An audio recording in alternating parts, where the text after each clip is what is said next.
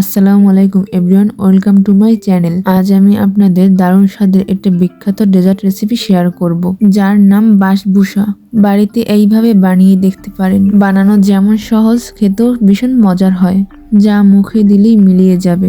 দারুণ স্বাদের এই ডেজার্টের রেসিপিটি শেষ পর্যন্ত দেখার জন্য আপনাদের কাছে অনুরোধ রইল। খুবই কম উপকরণ দিয়ে বানানো যায় আর খেতে তো ভীষণ ভালো হয়। আপনারা বাড়িতে বানালেই বুঝতে পারবেন। তো চলুন বানানো শুরু করা যাক।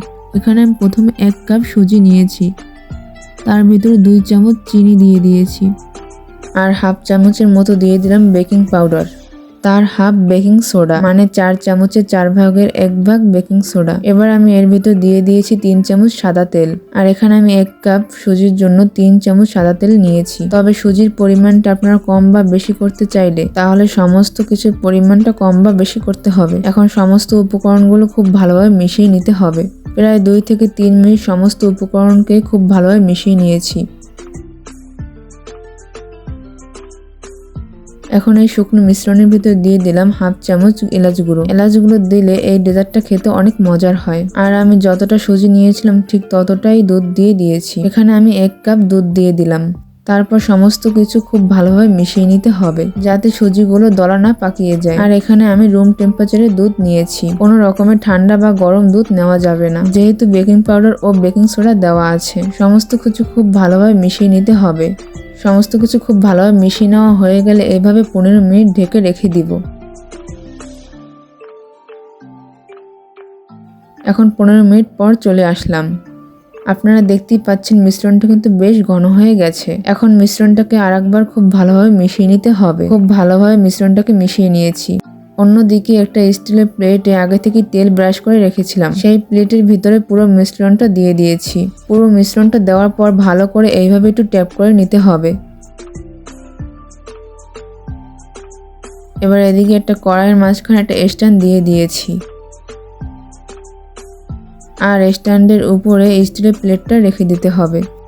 চুলার আঁচটা মিডিয়াম থেকে লোতে আছে। এবার কড়াইয়ের উপর একটা ঢাকনা দিয়ে দিতে হবে। তারপর ঢাকনার ছিদ্রটা একটা টিস্যু দিয়ে বন্ধ করে দিয়েছি।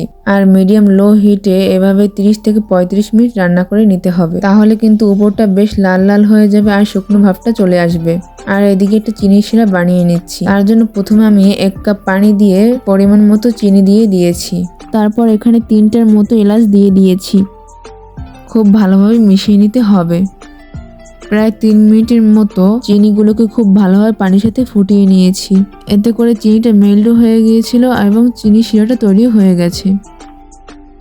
এবার কিন্তু গ্যাসের চুলাটা বন্ধ করে দিতে হবে, আর চিনির শিরাটাকে এক সাইডে রেখে ঠান্ডা করে নিতে হবে।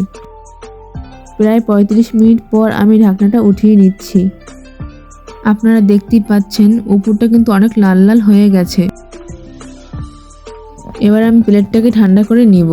প্রায় 10 মিনিটের মতো প্লেটটাকে ঠান্ডা করে নিয়েছি। হাত দিয়ে ধরা যায় এরকম ঠান্ডা করে নিয়েছি। এবার একটা ছুরি নিতে হবে। ছুরির সাহায্যে এভাবে আমি লম্বা লম্বা করে কেটে নিচ্ছি।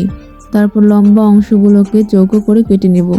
আর এখানে আপনারা সাইজটা ছোট বা বড় করতে পারেন। আমি এখানে মিডিয়াম সাইজের ডেজার্টটা বানাচ্ছি, তাই এরকম ভাবে প্রথমে লম্বা করে কেটে নেওয়ার পর পরে চৌকো করে কেটে নিব।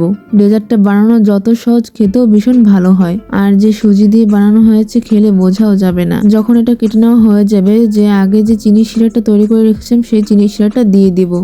চিনির শিরাটা খুব ভালোভাবে দিয়ে দিতে হবে।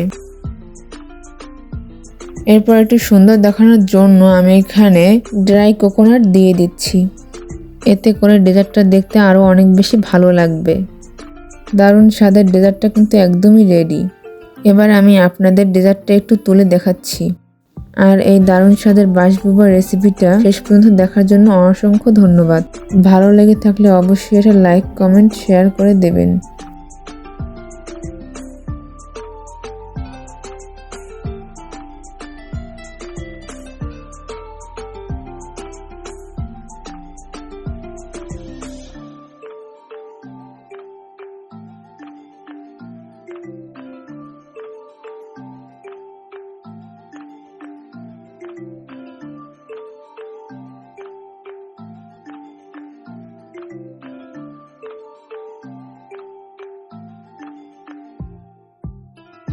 আজকে এই পর্যন্তই। আল্লাহ হাফেজ।